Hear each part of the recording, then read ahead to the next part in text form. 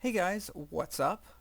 Today I am going to be showing you how to animate an inanimate face in After Effects. You could use this for garden gnomes, you could use this for a ventriloquist dummy, for a horror movie, monster mask, but also I'm going to be showing you some techniques that can be used for lots of different things.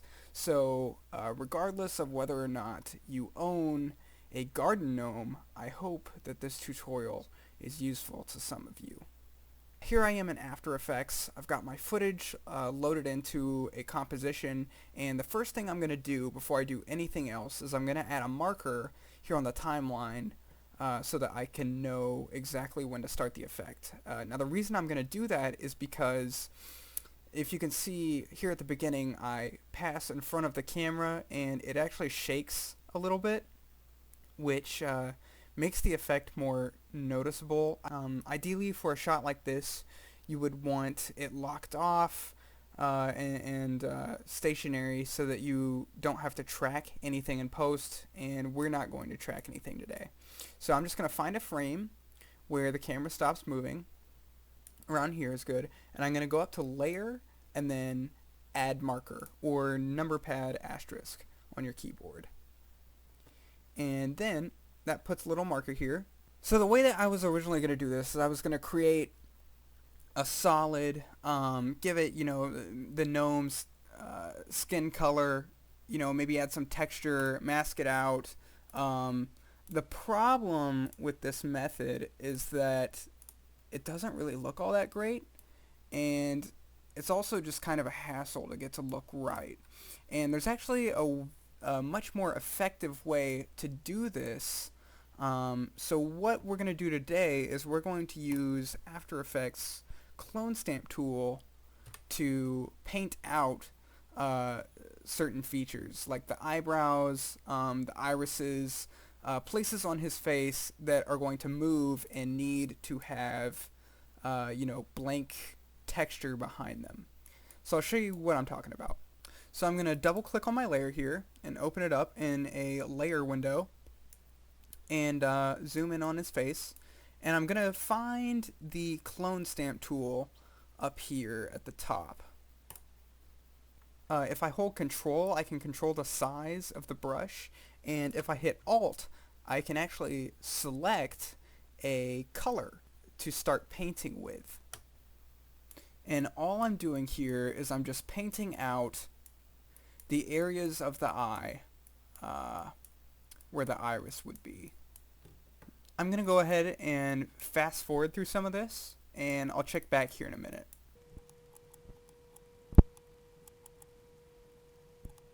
And sometimes it's good to take, a few different colors just so that you can, blend them. Okay, so this is what I've got on the first eye here. And now I'm going to start on the second one.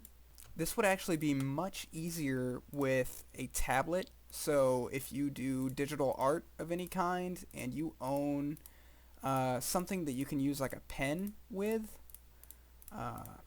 by all means do that. But I'm just using my mouse.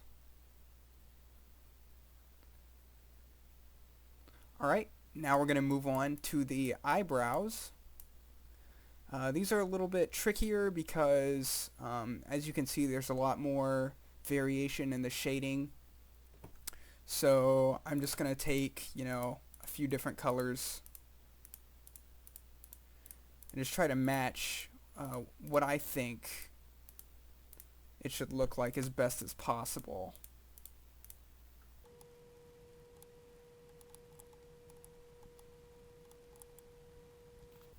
And it doesn't have to be perfect because ultimately we're going to be placing these features back on top.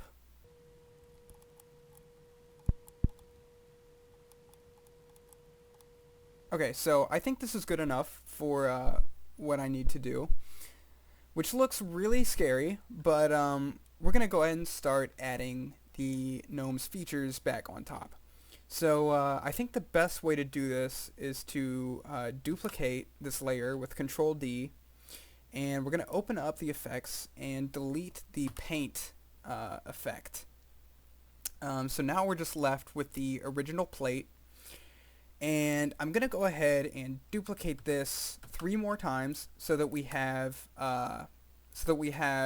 4 plates here for the individual elements. So what these are going to be are we're going to have 2 for the irises and then 2 for the eyebrows. So I'm going to go ahead and rename these. This is going to be left eyebrow, right eyebrow, left iris, and then right iris. Okay, so now what we can start doing is we can start cutting out these features and then placing them back on top of our footage. So I'm going to take the pen tool and just start cutting around this eyebrow here. And again, this is kind of a lengthy process, so I'm just going to speed this up and check back here in a minute. Okay, there's the left eyebrow. Now let's go to the right eyebrow.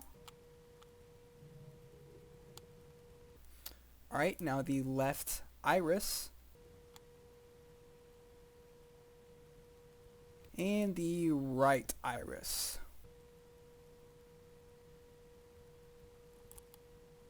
Alright, so this looks a little bit jagged here. So actually what I'm going to do, I'm going to click the top layer, shift click the bottom layer to select all, hit F on my keyboard, and that'll bring up the mask feather properties.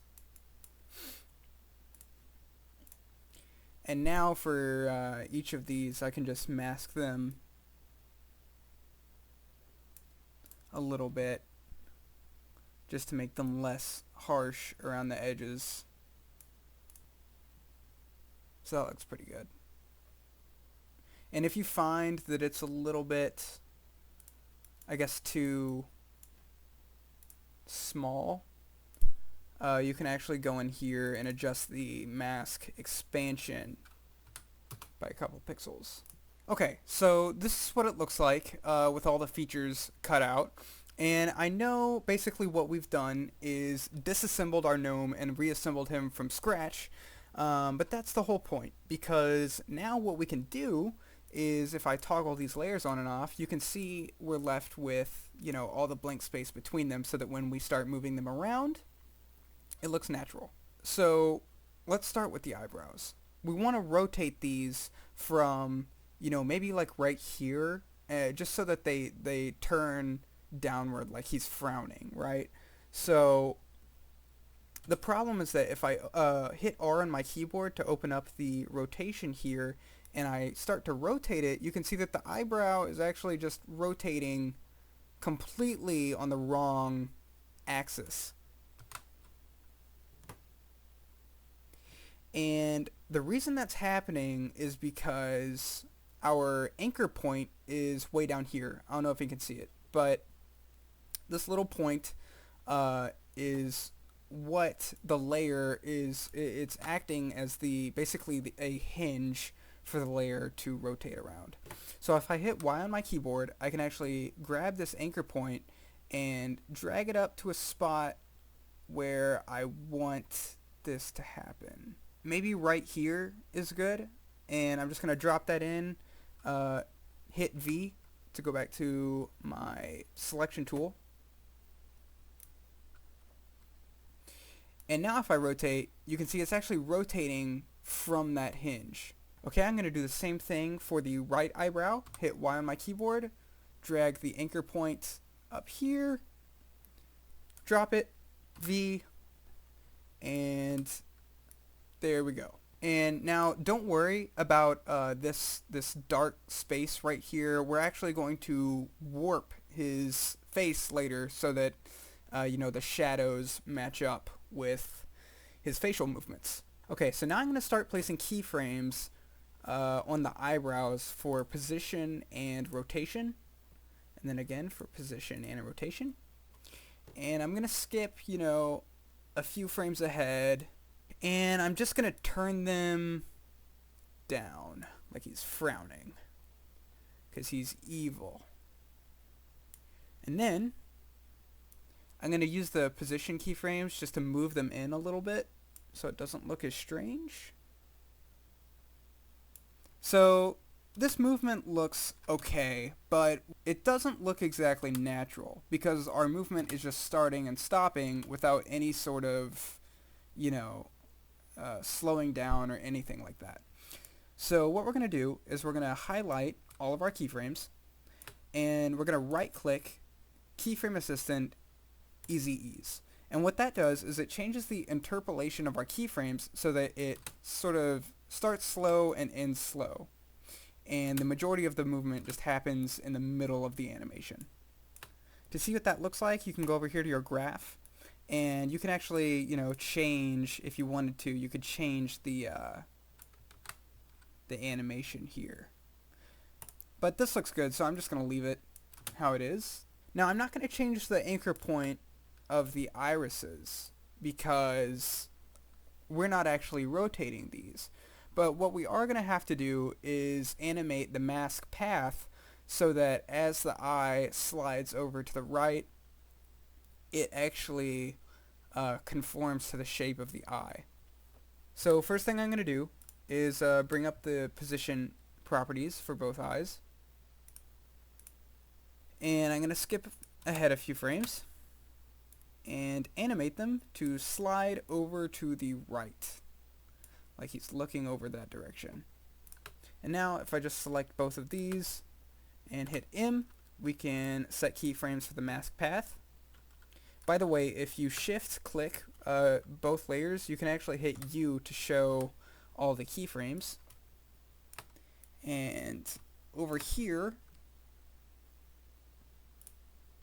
I'm just going to start adjusting the shape of these eyes to fit. Alright, this is going to be a little bit of a lengthy process, so I'm going to speed this up and check back in a second.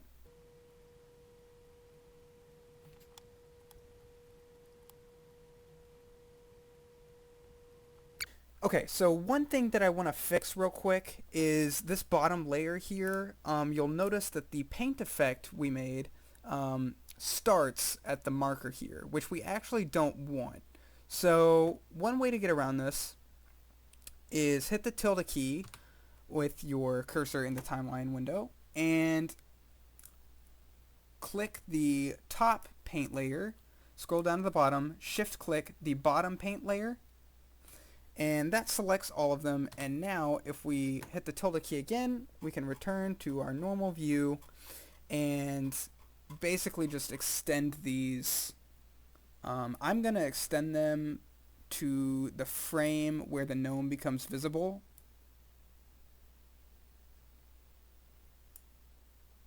Yeah, so about right here.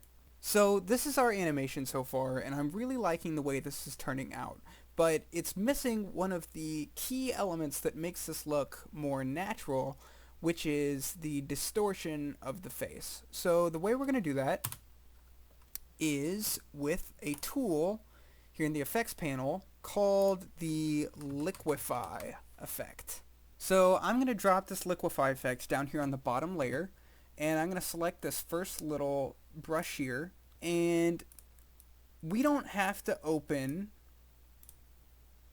the layer panel to start using this. We can just use this right inside of our comp. And another neat thing about it is it works just like the paint tool that we were using. So control to control the scale, and what we can do is we can start altering the way his face looks. So when I think of a smile, I think of, the edges of the mouth turning up, maybe the cheeks moving up and scrunching against his eyes. Maybe up here we have the forehead scrunching down with the eyebrows. So those are just a few of the places I think we should start working. Alright, so I'm just going to start turning up the corners of the mouth here. I'm going kind of slow just because I don't want to overdo it. Can start turning up the cheeks. Really push it against his eyes.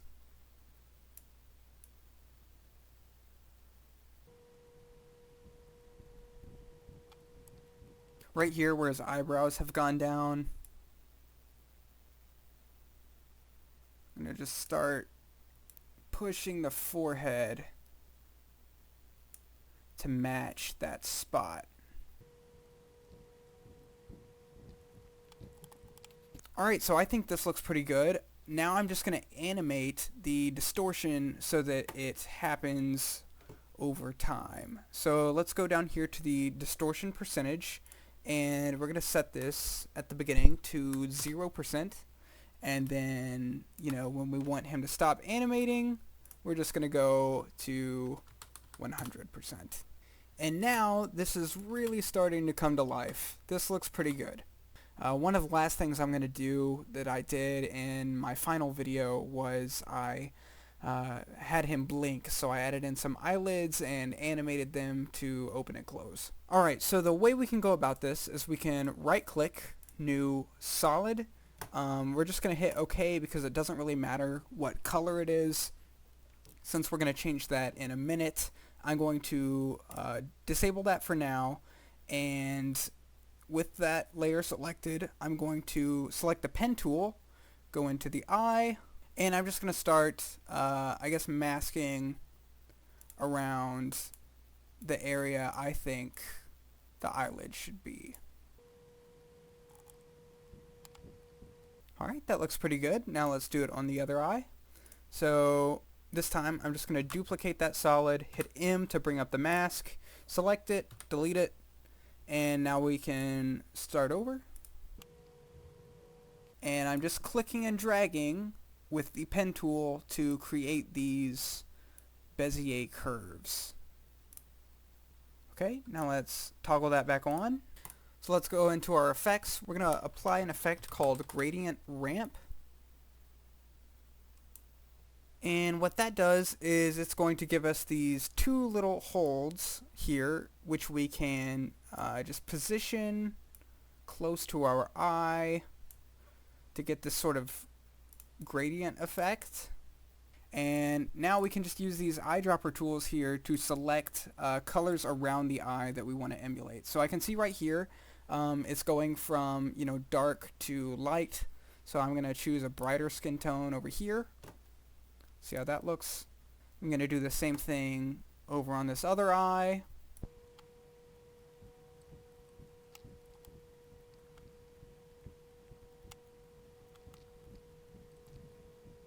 Alright, and now that we have something that vaguely looks like an eyelid, we can shift click on those, hit F on the keyboard to bring up the feather properties, and we can maybe feather these just a little bit. I'm going to do 5. Maybe increase the mask expansion just a little bit. And now all we have to do is set keyframes for the mask path, step backward 2 frames, animate these to be up and out of the way,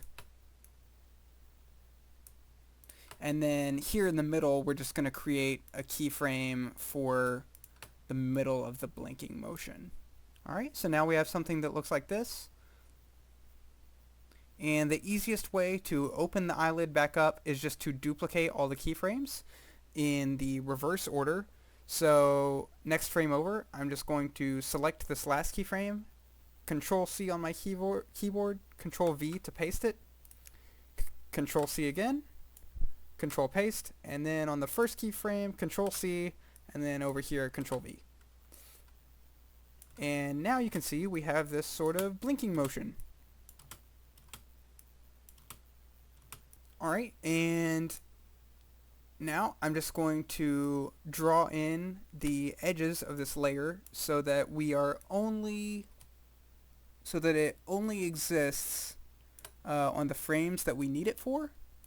And now what we can do is we can take this layer and we can just copy and paste it to, you know, other parts of the shot where we want to blink. Alright, now I'm just going to repeat that whole process on the other eye, and I'll check back in a minute.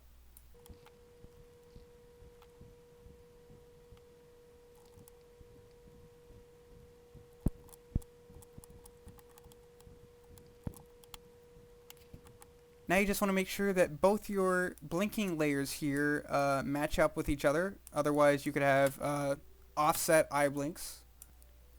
Alright, well there's our animated gnome. I hope that this video has been helpful to you, and I hope that maybe you can find a different use for these techniques, or maybe you can apply them to a different creature or a different object. I know I will certainly be using a lot of this stuff again in the future, and just want to say, if you like the tutorial, please consider subscribing. I will definitely be making more After Effects tutorials. This stuff is really fun for me, and if you have any suggestions for stuff you'd like me to make, let me know down in the comments, and I will be reading them, and who knows, maybe I can make a tutorial for you. So that's it for today, and I'll see you next time. Thanks for watching.